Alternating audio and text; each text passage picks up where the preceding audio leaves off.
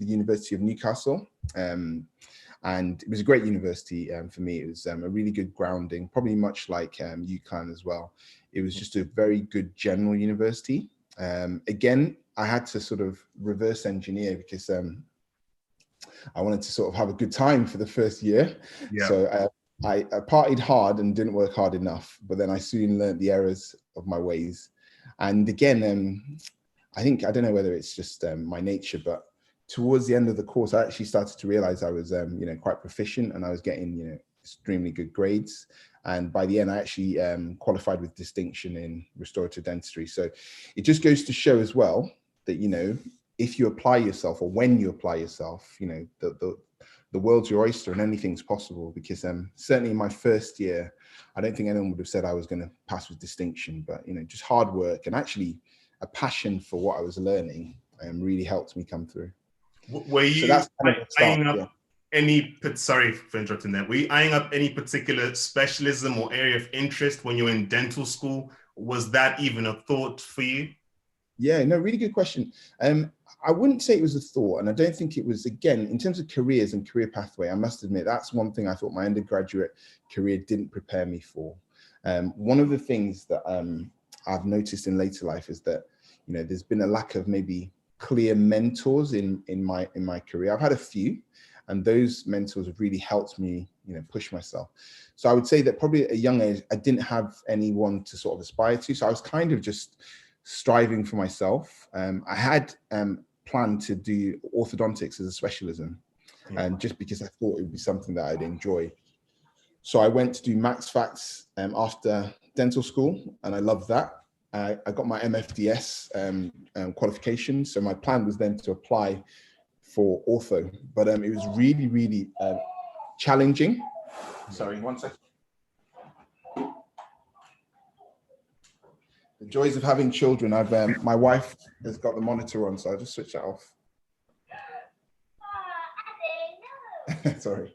Yeah. So so I tried to get into orthodontic specialism, but it's really, really intense, really hard. And despite having, all the relevant MFDS, I just realized it was going to be quite challenging. So I decided to go into practice for a year just to see if I liked it while still trying to apply. And after that, I just never looked back. Yeah. Who would you say were your inspirations at the time? So in answer to that question, at that time, I don't think I had many inspirations. Again, this may, sound pretty obvious, but, you generally aspire to people that either or that you see, or probably sort of you share a lot of similar traits or interests with. And I didn't have too many direct mentors. I must say I had some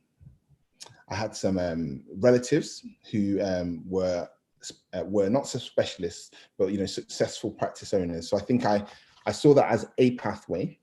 But at a young age, I didn't have a clear guidance as to where to go, which is something that, which is why I really love what you're doing, Arnold, because I think it's important that we know from a young age what the options are, so that you can sort of focus and aim clearly, rather than, I would say, I not wasted, but I could have done more in my early career, if I'm honest. But I was also a little bit suffering from imposter syndrome, like, I didn't actually believe that I could do it. And then when I did it, I was like, oh, wow, I've made it, like, let me not just push the boat too much.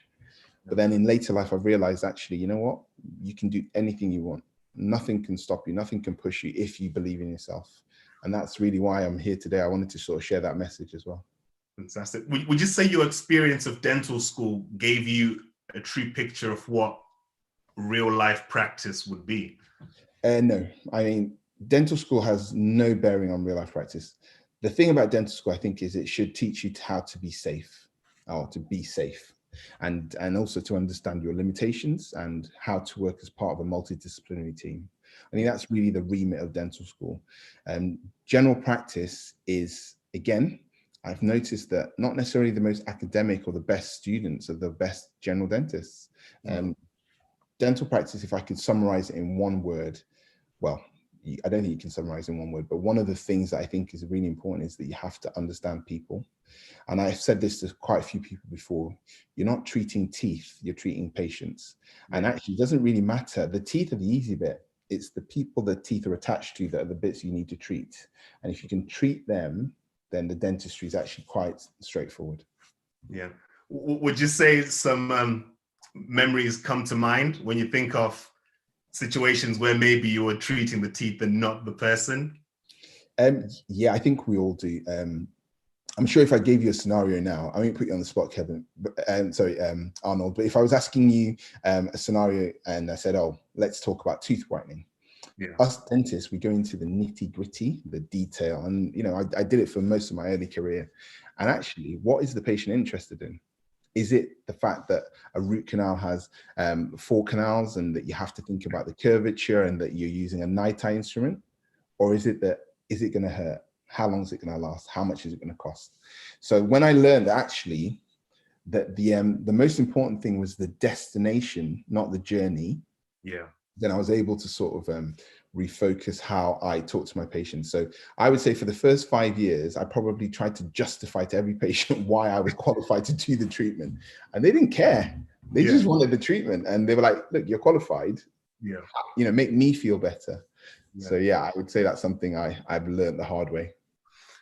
I got a message earlier on by someone who was thinking, you know, with all the litigation and, you know, things that are going on with dentistry, is it worth it to get into dentistry? Do you ever get worried about litigation? Is that always at the front of your mind, or how do you approach that? Yeah, no, really good question. I mean, I'll probably ask you the same question as well, but at the moment, I would say, yes, I'm more concerned about litigation.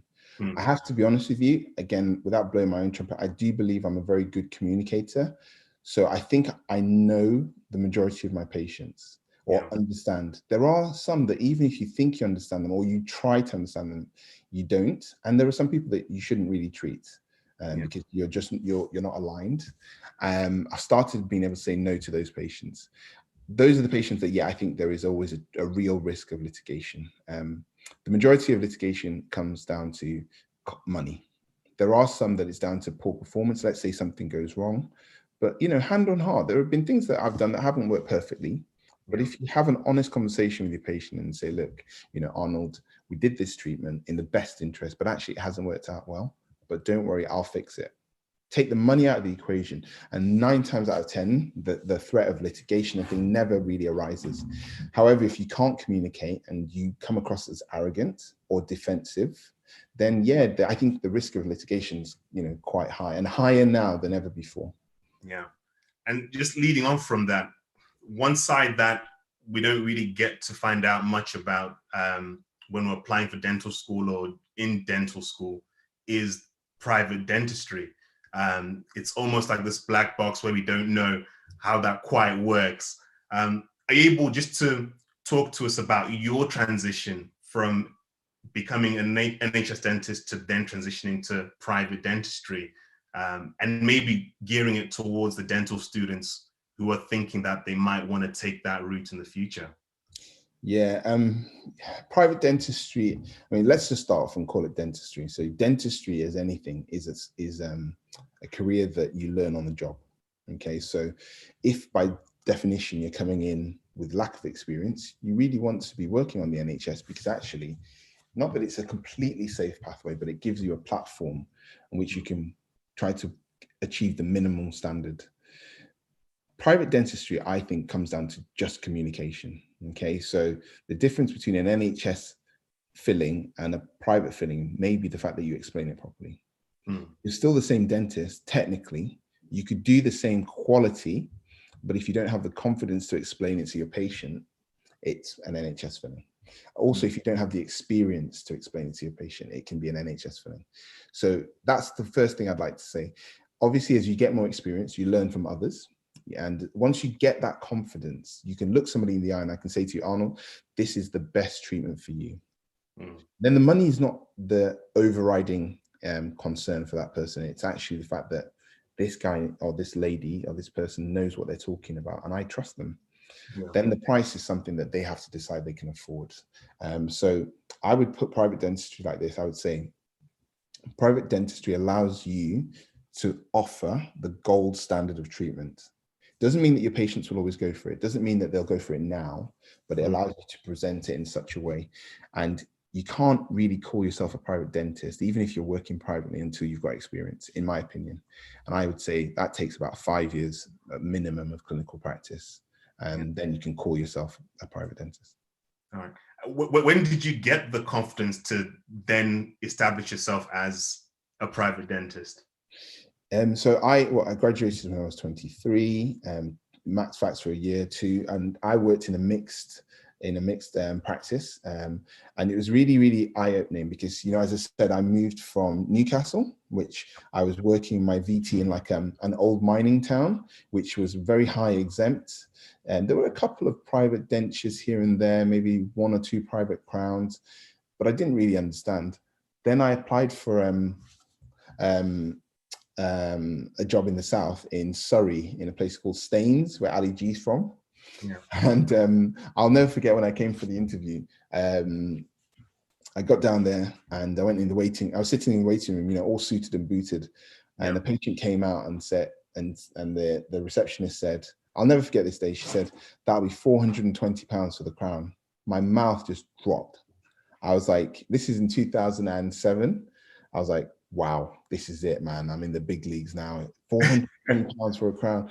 And again, the barrier was me, because for me, that was like, cost was the issue. So, you know, so just to summarize, from there, I started off, you know, having to understand what the value of what I could offer. And then, as I said, you build rapport with your patients. And have you ever noticed this, Arnold? Have you noticed that when you see a patient for the first time, you might suggest some treatment and they don't go ahead with it? Yeah. Maybe 6 months. And then in a year, they start bringing back the things you've offered. Yeah. And that's, I had that today. Yeah. Twice today.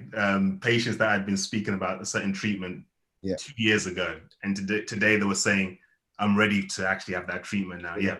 Yeah. Isn't that interesting? Because it's not, I think it's not selling. If you tell someone and actually say, this is good for you, and just leave it, then let them come to make that decision. It's, I think it's quite empowering for them and also for you.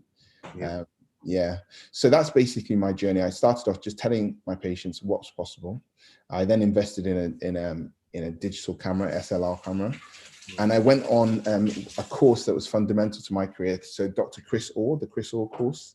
There are other courses now, but at the time it was by far and above the best course. And I still think it is actually, in my opinion, the best sort of adjunct into private dentistry. And up until I did that. Do you think that dentists are course junkies? Do you think we like going on courses? Yeah. And I think I know why, because it makes us feel better. But I also think, you know, there are different people go on courses for different reasons. I think if you go on a course and then you can actually put it into practice, that's more powerful. Some people go on all the courses to say they've been on the courses, and actually they go on the course, but actually they can't put it into practice. So I think that's a shame. And I would, for example, you know, I run the SmileFast course. People ask me, should I go on it in my VT? And I say, no, like that's the wrong time. Don't waste your money. You know, you've got to time it right with courses. Yeah. So yeah, let's talk about some of the cases that you actually carry out at your practice, Refresh Dental. Do you have an example that we could maybe look at? Do you want to do that now? Yeah. Okay, let me see if I can share my screen. Let me see if I have.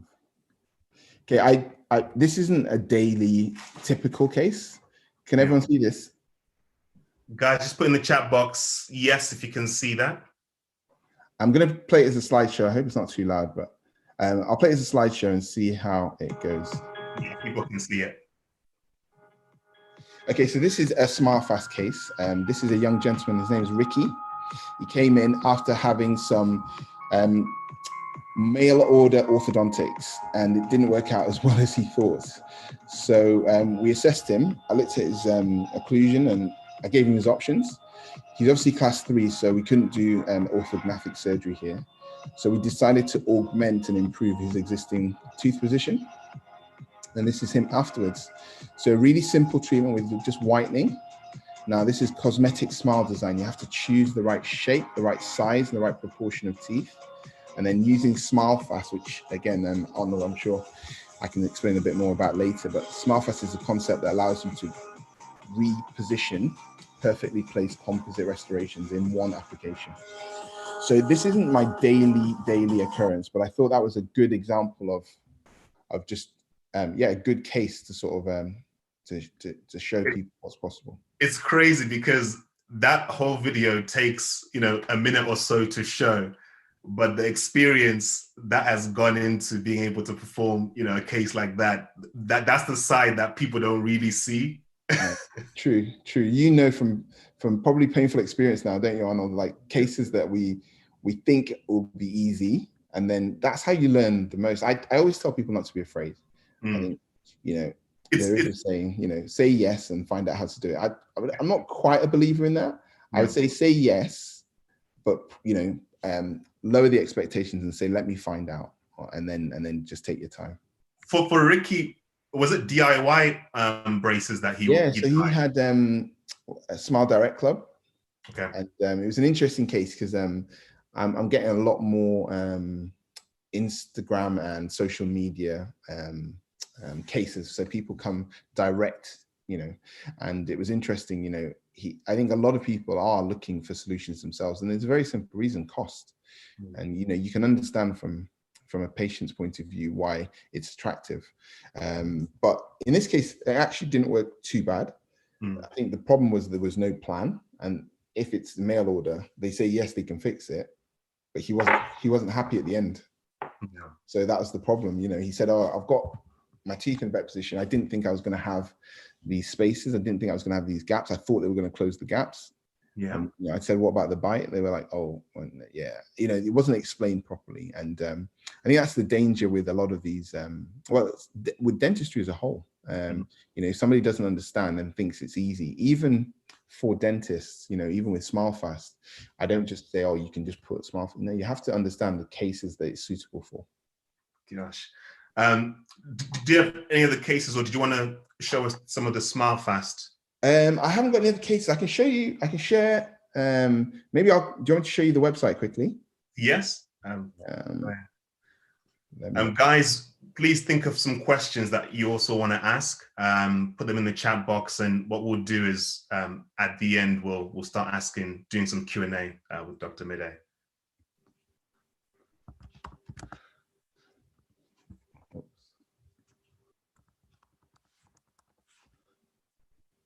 When did SmileFast start? So SmileFast started 2 years ago. It actually started 3 years ago as a concept, and I've been working in quite a high-end private practice in central London for quite a few years. And initially what I thought was, okay, I've got a workflow that's predictable, but it was taking ages. So actually what I thought was, there's got to be another way. And really, that's where SmileFast came from. We had a solution. So there's an animation. I might actually play, actually. Can you see the screen? Yeah, we can see it. Let me just try and show you this. I'll play this animation because it might explain it. If everyone can hear it, let me know. Or if you can't hear it, I'll reset it. But yeah, so SmileFast was a combination of an idea between myself and Dr. Tom Seeley. Tom's one of the foremost cosmetic dentists in the UK, and he makes this work look easy, but even he admits how long it takes. So let me just play this video quickly, because I think it'll explain it probably a bit better, and then I'll go from there.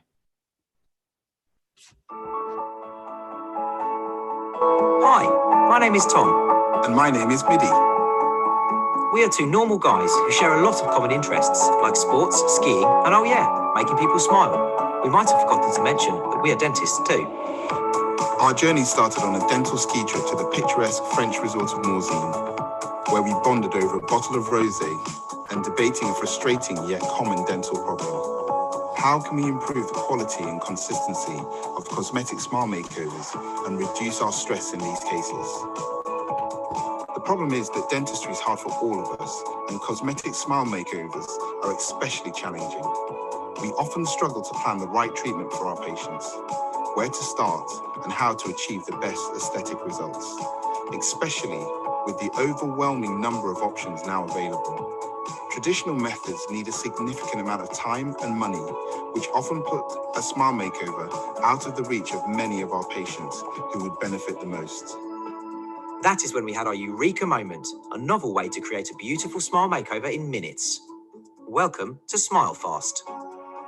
Smile Fast is the sensational new concept that brings together the three essential facets of modern cosmetic dentistry: orthodontics, ceramics, and composite, to help both dentists and patients alike. By informing and guiding the treatment planning, we are able to cut out a lot of the time-consuming workload for the dentist, which helps our patients quickly access the smile they've always dreamed of. But Tom, how does it work? Well, SmileFast uses the latest 3D technology and our patented SmileFast system to simplify the process. All you have to do is take the photos, then we design the smile and propose a treatment plan. Plus, we provide all of the materials. This is all possible due to an ingenious stent that allows you to place a custom-designed composite veneer smile makeover for the front 6 teeth in just one application. The teeth are pre-separated, meaning the finishing time is drastically reduced and much, much easier. In fact, cases can be completed in less than an hour. Due to these reduced times, dentists are able to offer more cost-effective smile makeovers to all of their patients. We hope you can see how SmileFast will revolutionize and streamline the way that cosmetic dentistry is carried out. Gone are the days where smile makeovers were only for the rich and famous. At SmileFast, we aim to make the perfect smile perfect for everyone. Affordable, fast, profitable, and enjoyable. Welcome to SmileFast. The new approach to a new smile. Okay, I'll stop sharing. Sorry, Arnold, you're muted. Yes, no, I was just saying, awesome presentation. It really summarizes it quite well. I was also going to ask you, in terms of the team, how big is the team that puts this all together? Yeah, it's grown. So it was. I just want to say I'm really not trying to plug or promote SmileFast too much. I want to really focus on what everyone wants, but I'll just mention it in passing, and then I don't want to take too much of the time. But SmileFast is a concept for general dentists, and I appreciate some people are students as well, so they don't know what that means. But when we start as dentists, it's not that easy to know what the best treatment plan is. And when you're in a room by yourself, sometimes you second guess yourself and you think, is that the right way? Should I do ortho? So SmileFast is like a buddy system or a backup system where you submit your case, you get it assessed by a few clinical mentors. We comment and we give each other feedback, and then we produce an ideal treatment plan, which you then present to the patient.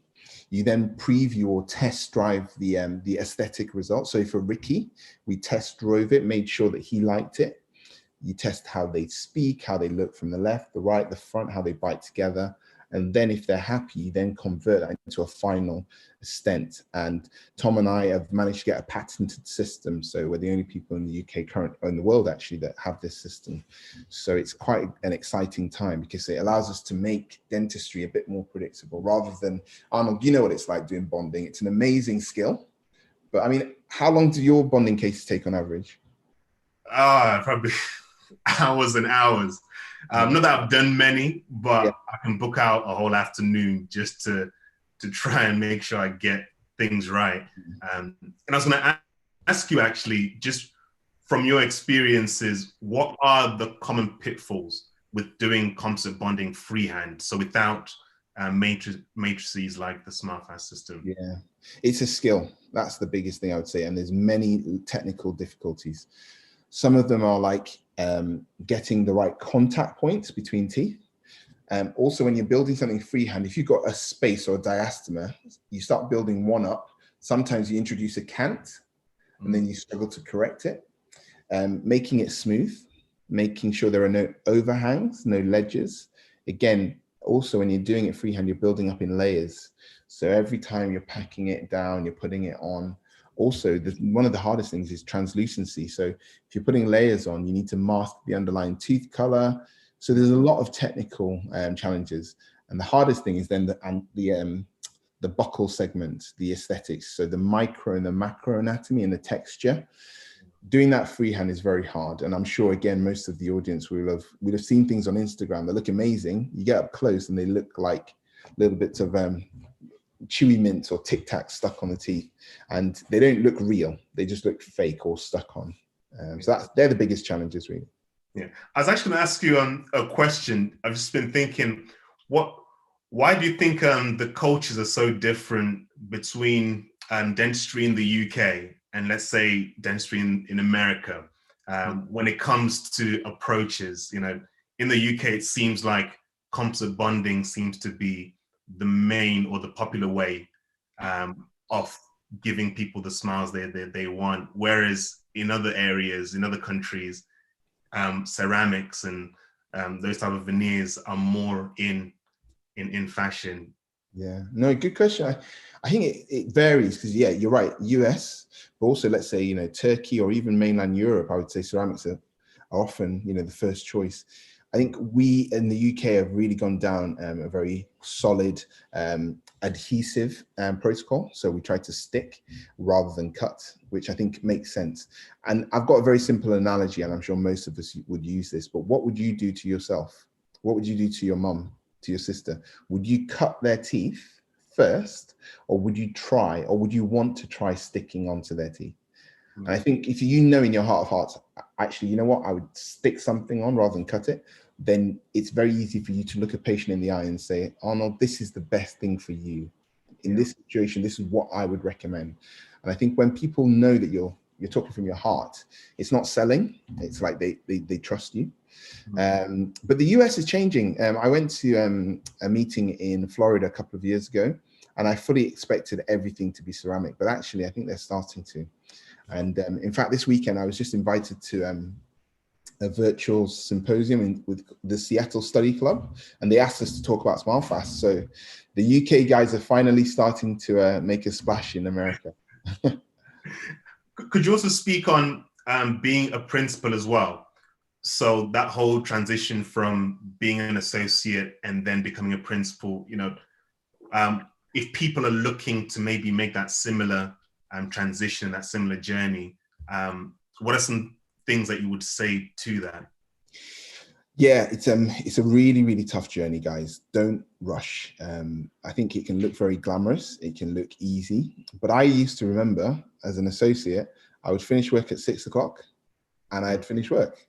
Now I go home and then I start my second job, which is then, doing my admin, paying the staff, paying the wages, going through writing letters, dealing with complaints, CQC. So be careful what you wish for. However, if you feel that you are of that mindset, I do think being a principal is a fantastic opportunity to have your own space and create your own destiny. But being an associate is also fantastic and a very, potentially, a nice way of working with less responsibility. My own journey was a little bit different. And again, I'm not telling everyone to do it my way, but I'd worked as an associate for almost 10 years. And the simple logic was I had a young family at the time. And I looked down and I thought, well, what can I provide with for my family? How can I provide for my family? And basically it's these. Everything that you can provide for your family was down to this.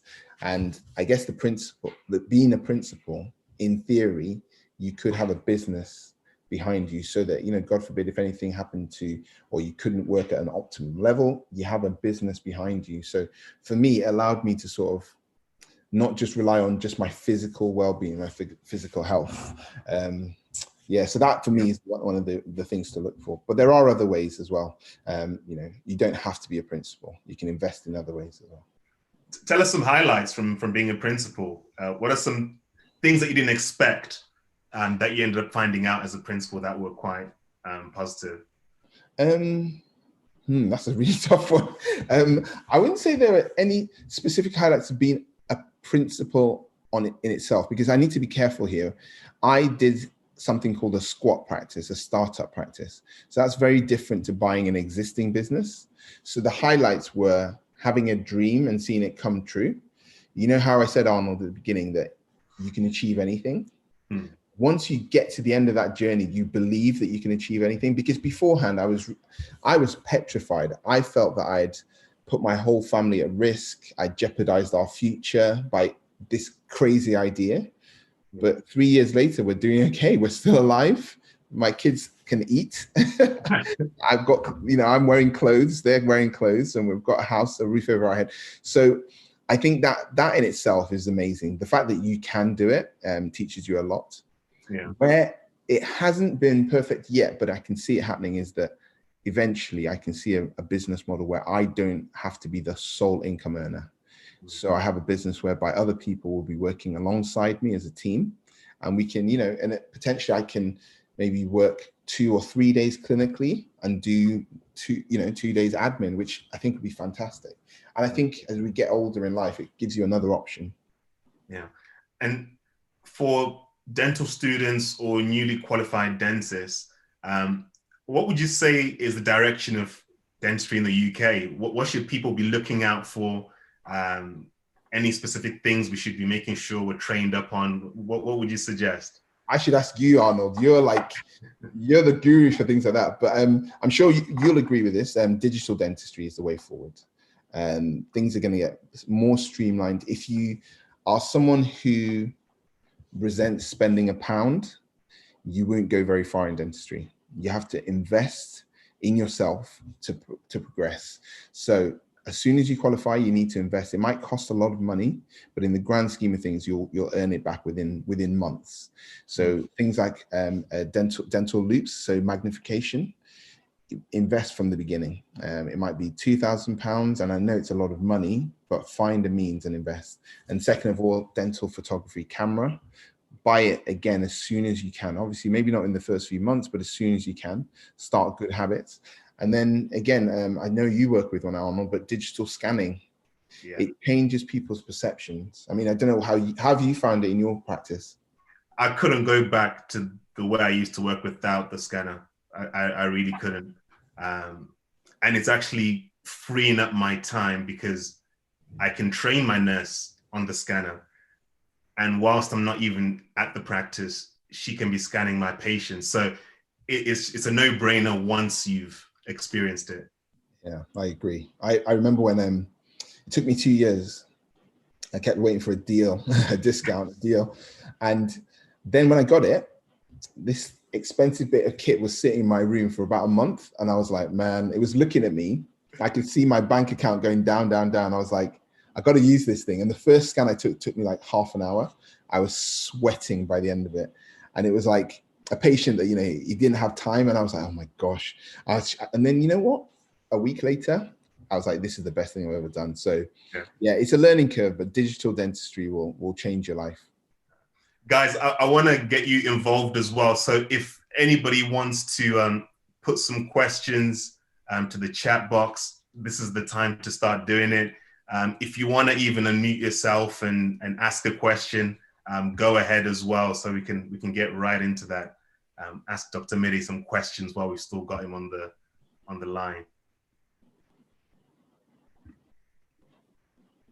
All right, we've got a question there.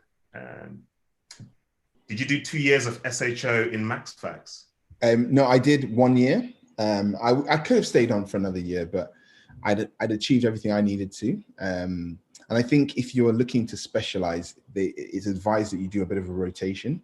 I think there are different programs now, like GPT. I think they still call it that, do they? Where you basically have like a rotation. That's something else that you could do. Dental core training. Yeah. Yeah. Yeah. How do you deal with difficult patients? Yeah, thanks, Jessica. Yeah, it's a real difficult one. I try and get on side with them. I try and find out their personality type, because I'm sure you know that there are different personality types. So you've got the alpha personality who just wants to talk to you and they don't want to listen. If you then try and explain, it can come across patronizing. So you have to understand a little bit about people and how to approach them. But in terms of difficult patients, I guess what you've got to do is listen. You've got to find out what they want. And I would say that you don't always back down. You've got to sort of know when to push and when not to push. Yeah. Generally, it's one of two things. It's either a frustration they want to air. It might be cost or lack of communication. They're the three main things. And if you try and break it down into sort of what they're asking, try to answer the question, sometimes we have to give them their money back. You know, sometimes it's better for you. You'll sleep at night and just say, look, this obviously isn't the right relationship for you. I'm really sorry. You know, I'd like to give you a refund, and then, you know, go that way. But 9 times out of 10, I've got a very, very good saying, which I think works, is just kill them with kindness. You're so nice to someone. It takes a very, very tough or difficult person to actually keep putting you down. So just be super, super nice, big smile on your face. You might not feel it, big smile on your face, and just try and give them what they're looking for. And then after that, you know what? I can sleep at night because I've done my best. Yeah, the one statement that sticks from dental school is people don't sue people they like. So yeah, make sure that you're doing the best by them and that you've got that good relationship, and yeah, you'll be all right for the most part. No, I would agree. I would agree. You mentioned that VT is not the right time for the SmartFast course. Why is that? And how do you identify the right time to embark upon courses such as SmartFast? That's a good question. No, great question. I think, again, I don't mean to be crass when I say this, but just because you have a tool doesn't mean you should use it. So SmartFast is great as a concept, but can we diagnose everything about that patient? Do we understand the cause of their problems? Let's say it's a wear case. Do you understand it? Do you understand the patient? Do you know the patient? And I think for me, I would advise anybody to spend at least 1 or 2 years really honing the patient communication part, because you can put the SmartFast composite veneers on it, could look amazing. But if you then don't know how to talk to a patient and the patient chips their bonding and they start saying, well, why didn't you know that? Or why didn't you do that? It becomes a very difficult conversation and you lose control very quickly. Yeah. So yeah, I would say that don't do something just because it looks good on Instagram or it should be the right way. You need to be comfortable in your own skin. You need to understand. And also, ideally, you need a support network around you so that SmileFast, we have like, I think about 8 clinical mentors now. For that reason, you know, we don't want people to just jump on and start doing every case. You know, we'll talk you through it. Are you ready? Is this the right case for you? Maybe start with a simpler case or start with your nurse, you know, that kind of thing. Build up to it. Does that answer the question? Yes. We can find out from the person as well. They can message and let me know. We've got a question from, oh, okay. That's answer the question, thank you. No worries. Thanks, Rachel. Question from YouTube is, what is digital dentistry? How would you summarize? Okay, digital dentistry is basically turning your analog real situation into something that's almost one-to-one. So previously we could take a photograph and put it onto a screen, but it wasn't actually a true representation. But now we can take that image, put it onto a screen, and it's one-to-one. So we can plan the ideal aesthetics without you being there. And then we can merge it onto your photo, your face, put it into your mouth for you to test drive it. It just opens up so many options. And because it's computerized, it's accurate and it's reproducible. So it takes away some of the art from dentistry. Doesn't take away the understanding, because you still need to understand it, but it takes away some of the guesswork. Things like taking good impressions, traditional impressions. Again, I'm sure you'd agree with this. When you scan it, it's more predictable, and it takes away some of that sort of the trial and error that you might have to do otherwise. And just the power of record keeping as well, digital records. The fact that, you know, previously you had to note down, you know, all the relationships and everything that you can see, but now you can refer to that digital file. Yeah, and show you exactly how things were at that snapshot or that point in time. Yeah, I totally agree. And it's very powerful. Very powerful thing. This one is a bit about your CV. Can you give us a timeline of all the jobs you've worked in dentistry since graduating? Okay, here we go. So since graduating, VT in County Durham in a mining town called Seaham. And I absolutely loved that job because my principal was a great guy and really let me sort of spread my wings.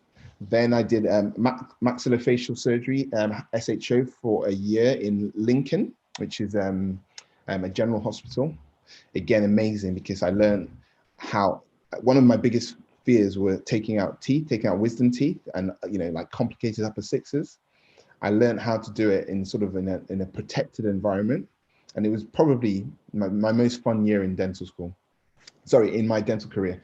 After that, I then applied for lots of jobs all over the country. I didn't get many, and then I got the one in Staines in a mixed practice called Fairfield Dental Practice in Staines, and that was really the beginning for me, because that's when I learned about myself. I learned that I was my personal skill was communicating with my patients and building a list. So I very quickly built a list, and that list turned to a fully private list within, let's say, 4 years. So I was working fully privately. Then from there, in the middle of that, I did the Chris Hall course, which, as I said, was fantastic. And that gave me the skills to understand what private dentistry was. Once I then actually understood, and I'm talking 4 years in, I'll hold my hands up, guys. You know, I'm sure that some of the things I did before that were not anywhere near the standard I'd like them to be. And, you know, it's good to be honest and reflect on that. But as you said, Arnold, you know, if patients like you, they don't see you. It's so true, because actually, I would say the majority of my patients are still with me now. So after that NHS private job, I got offered a job in a practice called 10 Dental in Clapham in South London. And then my mentor, Martin Wanandea, who, if you haven't checked out his work on Instagram and social media, he's an exceptional guy. But he also taught me that actually you can be whatever you want to be, just aim high. So he decided he was going to be one of the best implantologists in the world, and he did it. And he just did it, and he did it the hard way. Got cases in, learned, got cases in, learned. So I was like, oh, okay, this is what's possible. So he gave me a chance, my first big break in sort of dentistry. And then I worked with him for 6 years. And after that, I then decided, right, this is my time to shine. So I set up my squat practice in Twickenham, which is where I live. And that's hopefully my last job in dentistry. But I guess SmilePath is a job as well. And that's sort of being an inventor or a business owner, which is quite cool as well. Now, when you say all of that, it makes me realize some of us are still baby dentists. We're nowhere near that level of experience yet. I actually wanted to ask you, I was talking to Dr. Andy Toy. Yes. And he was saying that part of what's special about being a general dentist is the fact that you get to see patients that you've treated over and over again. And, you know, if there are things that have failed, you're the one that gets to pick up on it and to fix it again. Yeah. And I was just thinking, now, is it still possible for the majority of dentists to be staying at the same place, to be able to see the work they've done recall after recall, year after year? Yeah, is that still a possibility, or do you think that there's more of a movement with associates moving from practice to practice? It depends. I think the honest answer is that a good dentist is retained by the practice or would be retained. If you're ambitious and you want to try different things, that's fine. But I think most good dentists stay in a practice and they get asked to stay, or their patients want them to stay. So therefore, I think most people still see their own work. And I think it's it is good, but I would also say it's very humbling, because there are times where you see your own work and it's like, wow, really? And it's the hardest conversation to have with a patient. But once you know how to put it right, it's actually the easiest conversation, because you say to them again, I would say, Arnold, you know that crown that we did? At the time, using the technology that I had available to me, that was the best solution. However, now having reflected on it, I think I can do a better job. Quite often, this is me, and this probably isn't the best business sense, but I will often do things free of charge because I feel good about it. Or I might even say to the patient now, I would say, look, I'm happy to do it. You just pay the lab fee. And I think patients understand the gesture. And it's just, again, it's that being honest and approachable. If you can do that, you're letting people in. Here's one from an aspiring dentist. With your great experience, if you're on the panel interview for dental schools, what qualities would stand out to you of a good future dentist? So if you were interviewing future dentists, what would stand out to you? Oh, that's a really good question. I think I would want somebody who is humble, somebody who understands that they don't know it all. because I think, you know, if you feel like you know it all, I think you're in the wrong headspace. So that's, I think, for me, the most endearing quality of a person, somebody who wants to learn and improve themselves. I like people who are considered. I'm sure, again, most of us, Arnold, I know Yewande's on here, Rachel as well, people that I know well. I'm sure we all got sort of advice, and when we had interviews. One of the best bits of advice I got given was actually, when you don't know an answer to a question, what do you do? Because the natural reaction is you freeze and you panic and you sweat and you're like, oh my gosh. I got taught this, and I think it works. You know, you look at the person and say, that's an excellent question. All the time, you're buying time to try and think of the answer. If you don't know the answer, you say, I hadn't actually thought about that. However, I'm going to endeavor to find out that answer for you for the next time we meet. And little things like that, just being able to take the challenging questions, breathe, pause, process, and then come with an answer. Yeah. That, I think, is, for me, I'll be like, okay, wow. You know, if somebody gets nervous and panics and freezes, it's okay. I would understand it. But for me, if you took the time to sort of think about it and say, well, actually, you know what? I'm not sure. That is honesty. And that's what I think we should do as dentists. Not be like, oh, yeah, I'll figure it out. No, you know what? I'm not sure, but I'll find out. Yeah. And I think that's quite powerful. I'll try and keep the questions that are remaining to about the next 8 minutes. Yeah. So next one is, why did you opt for a squat practice as opposed to buying a practice that already had an ongoing patient book? Yeah, I mean, very simple. If you can buy an existing practice that fits into your budget, into your location, then you're a very lucky person, because dentistry is really competitive. You might find it, depends on the area that you live in, but it was very hard in the areas that I lived in. I saw one practice in a beautiful village in Surrey. I bid for it and it went for 3 times the asking price. And it only happened a couple of times, but I started to think, oh my goodness, I don't think I can sort of compete. And the other thing is, you know, I said about being in charge of your own destiny. The amazing thing was I was able to sort of create my own space, create it exactly the way that I wanted it, basically bring in the kind of people that I wanted to work with me as well. Is it easier? No. Is it harder? Yeah, definitely. Setting up a squat practice is definitely harder. And it's not something, again, I don't know, we were talking about this earlier, it's not something you want to start in your first 5 years, in my opinion.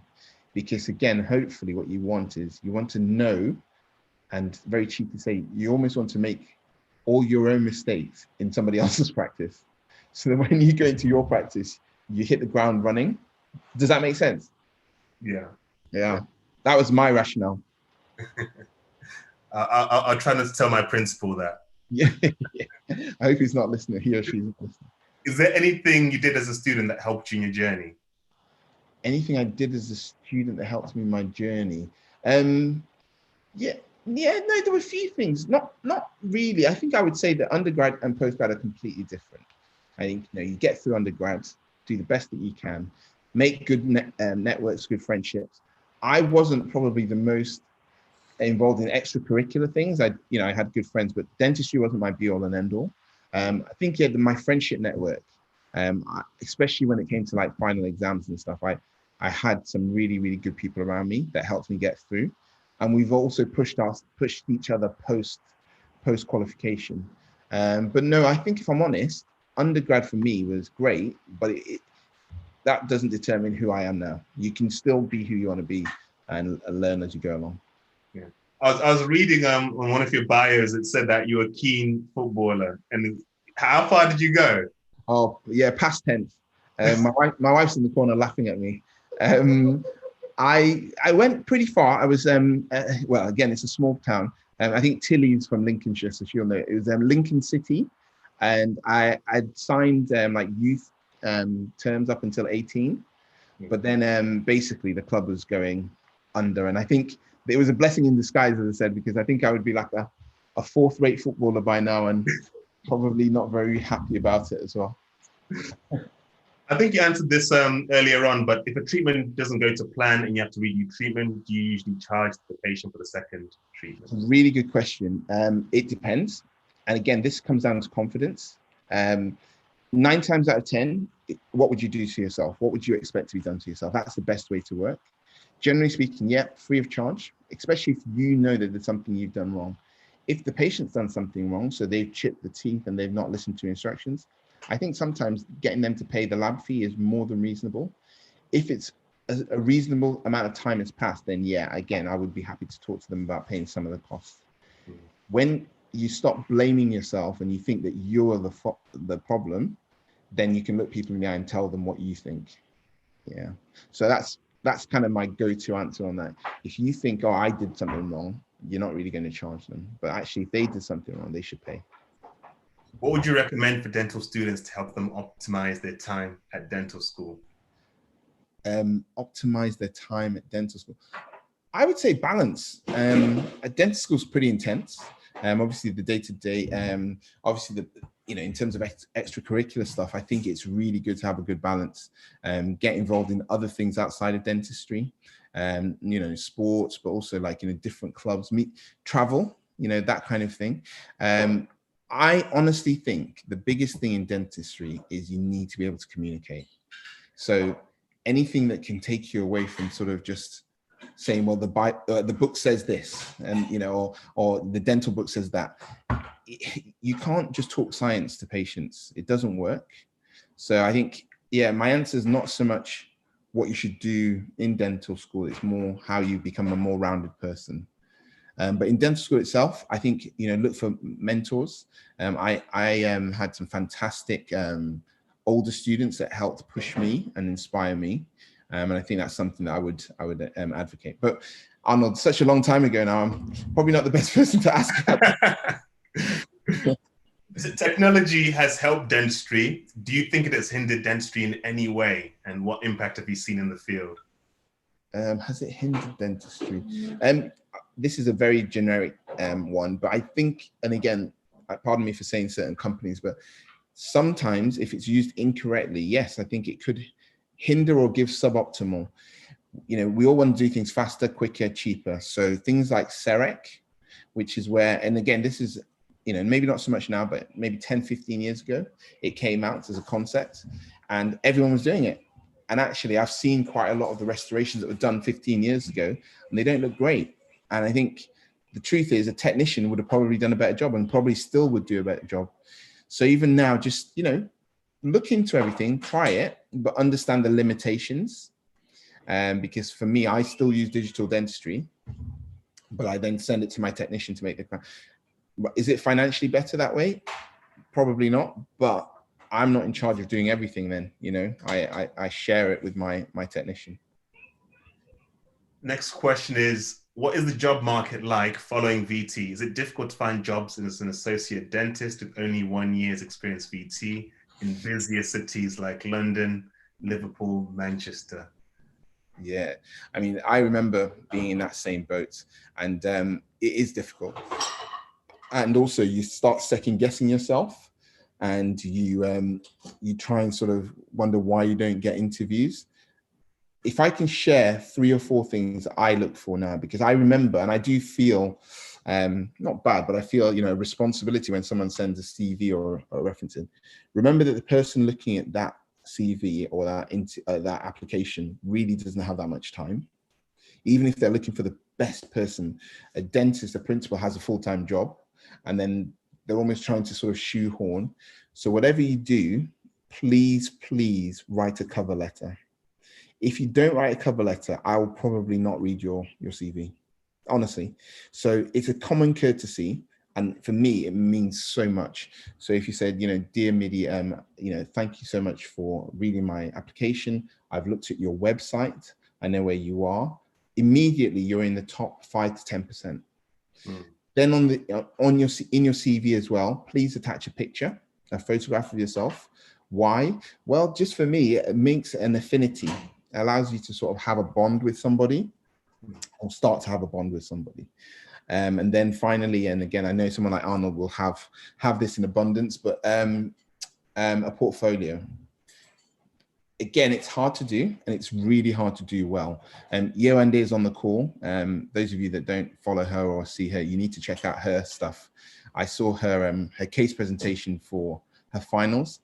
the presentation style was incredible. If she does that in an interview, she gets shortlisted straight away. So take the time, learn how to make yours look better than average, and then you'll get an interview. It's really quite simple. So those three things are essential.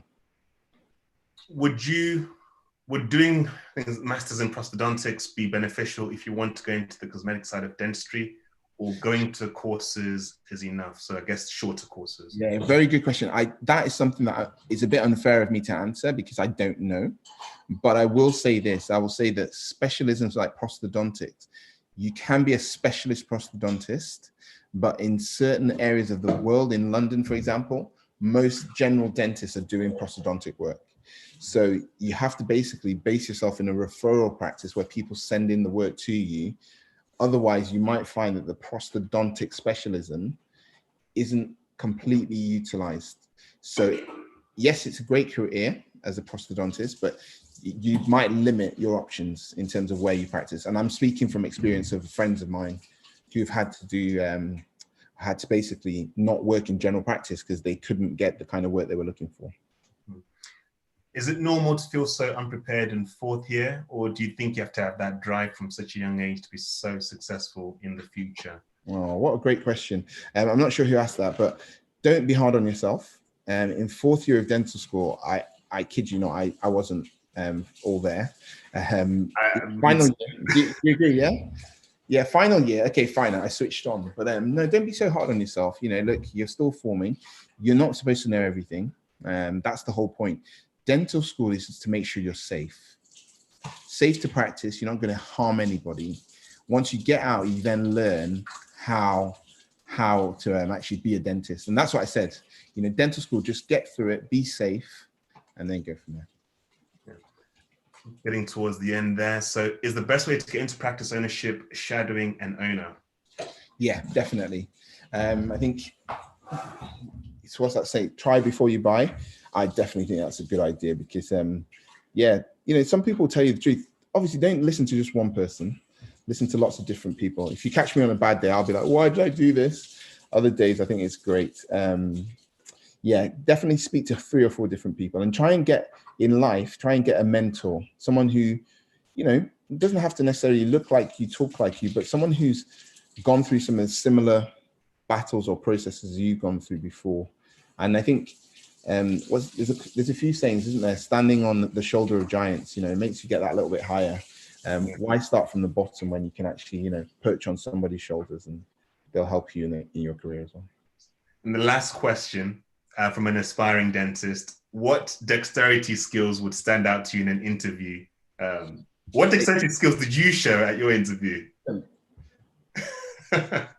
Honestly, I'm sure I tried to answer that in the interview. I can't remember. I don't know if, again, I know this is shocking to say, guys. I don't think the dexterity of a dentist is that important. You'll learn it on the job. There'll be certain things you can't do. So I'm terrible at root canal. I've got big fat hands I can't get. So that's me. But there are other parts of dentistry that you might not need to be that manual dexterous. What you do need to do is be flexible in your thinking, in your appraisal, and also in your speed of thought. So for me, I think that's more powerful. Problem solving, if you're good at problem solving, because that's what you're doing as a dentist. You get a patient with a problem, you have a certain amount of time, and it's like, what's that crystal maze? Time starts now, find a solution, fix it, make the patient happy, make them pay for it. If they're not happy, they don't pay for it, then you lose. So that's the problem each time. Yeah. And then as we close off, I just wanted to ask, you know, when you talk with dental students, with aspiring dentists, what's standing out to you? Sorry, can you sort of repeat that? Or when you speak with dental students or aspiring dentists, what are the vibes that you're getting? What's coming out to you? Is there a difference between now and, let's say, 10, 20 years ago? Yeah, again, it's a very general question, so it's hard to say. You get some people who are overconfident, and I think it's because they don't really know and they're trying to show a bravado. Then you get a lot of people who are nervous or concerned, especially about, like you said, litigation and and failure. I think the truth is somewhere in the middle. You know, you've got to be in this modern world. Social media tells us, oh, I need to be doing 20 composite bonding cases a month, otherwise I'm a failure. Well, I don't think that's true. You know, I think all that glitters isn't gold. All that's on social media isn't often true. If it's hard for you, it's probably hard for everybody else. That's something I've learned. And you know what? I remember seeing some of these cases on Instagram, and I was like, it's actually impossible. That can't be achieved. And then when somebody, a mentor, takes the time to show you how to do it, it's not rocket science. It really isn't. So you basically need to find someone to help you demystify dentistry and then go from there. All right. No, I think that's all the questions. I think Yewande's just put one last one in, has she? Would you recommend doing a year in hospital after foundation training or staying in practice? Would you say doing one over the other makes you a better dentist? And finally, what advice would you give to your younger self? Okay, I'll answer the first one. In my experience, before you go down any one path, I think it would be good to diversify. So if you do have the option of going back into hospital for a year financially and your circumstances allows, I think it's a great option. It does put you back a year in terms of a career, but if you're not thinking about going into any specialism, then maybe you don't have to. But for me, yes, I think it would be well worthwhile, especially before you go down into a career. Because once you're in a general practice job, you're unlikely to move out of practice and go back into hospital. So I think, yeah, if you can do it, definitely go for it. Choose a specialty that you actually want to learn about, and it will stand you in good stead for your career. What advice would I give to my younger self? I think I've said this on different forums before, but you need to believe that all things are possible and that you can actually be anything or anyone that you want to be. I spent the first 5 years of my career just thinking, oh, you know, I probably shouldn't do that. I probably can't do that. And I regret that. It's not arrogance to say it, but just dream big. I really want everyone on this call to sort of appreciate that. Dream big, aim high. And you know, you might not make it right to the top, but you'll be pretty close. Yeah. So the way I've answered that is, I think for me, because I'd already done an initial degree, I really wanted to get to a point where I was starting to work a job and start earning quite well. So for me, foundation training, I was going straight into general practice. But if I'd done one degree, if I'd done dentistry as my only degree, and I didn't commit to other things in life, I think I would have done the hospital year just to keep my options open. And I may have actually gone all the way to do training as an orthodontist, probably if I started out earlier. So I like the idea of doing the hospital year just to keep options open. Yeah. The one thing I'll say to my younger self is don't judge yourself too harshly. You can condemn yourself when you're in dental school. And you forget it was so competitive and so hard just to get into dental school. You've done well just to be in dental school. And just because you might not be the top 10% of your year group, of your class, it doesn't mean that you're going to be a bad dentist.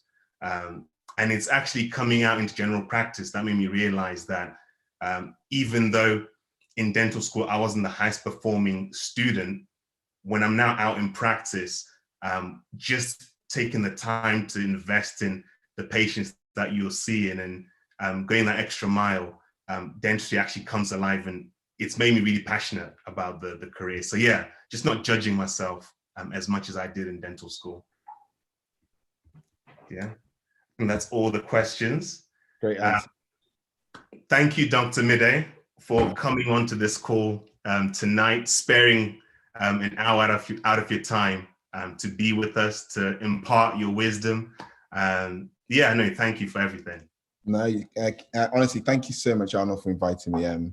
It's really nice to see someone as young and as motivated as you. As I said, if I was talking to my younger self, I'd probably get a mentor like Arnold to keep pushing me, because no, it's great, you know, and what you're doing, and congratulations as well on your fantastic award, you know, Young Dentist of the Year. You know, that's breaking all kinds of boundaries, man. And it's really, really nice to see. It's more than nice, it's inspiring. And, you know, you're doing your bit for the younger generation. I'm sure there'll be people behind you that will be inspired. So yeah, keep it up, man. No, thank you for that. Guys, I will be putting this out on YouTube and on Instagram as well. So if people didn't catch it and you want to share it, it will be out in the next few weeks. But no, thank you everyone for coming on. Have a good night, guys. Can I just mention, please reach out to me on Instagram, Facebook, social media. If you've got any questions, my details are on. And so it's Dr. Mide Ojo. That's my Instagram handle. Just send me a message or send me your email and we'll go from there. Yeah, we'll flood those DMs. Yeah.